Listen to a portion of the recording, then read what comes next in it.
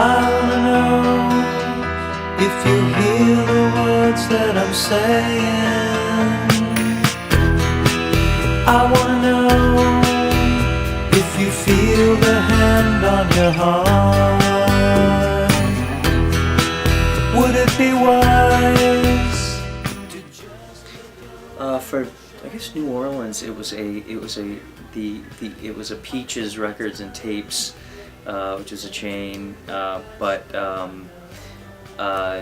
early on, pre-Tower, I think, in New Orleans, it was kind of the place to be, and it was great. It was a great culture around it. A lot of people seemingly hanging out. I was definitely young then. Once Tower sort of happened in New Orleans, that was a big deal, and spent a lot of time there. But yeah, it was, it's many different stores, and definitely a lot of time spent home away from home, The town that I grew up in, Meridian, Mississippi, had a record store called Music Emporium that was right across the street from the high school, and not very far from my house. So I used to, walk there. I mean, I remember walking there to buy REM Murmur when it came out. Walking the 20-minute walk from my house to get it, and I probably bought all the Beatles albums at that store, and would spend my lunchtime there, looking through records, and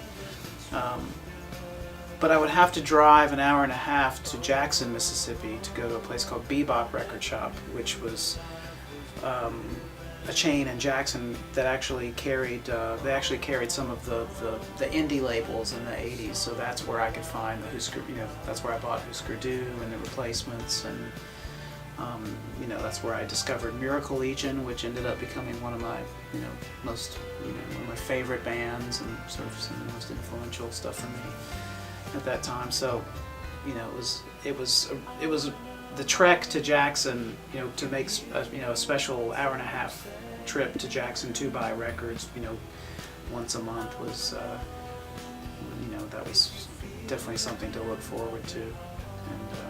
And there were cool cats that worked behind the counter. Like I remember, he's still a friend of ours, but I was buying an REM record, or maybe something else, but whatever I was buying, the guy behind the counter said, "Oh, have you heard Big Star?"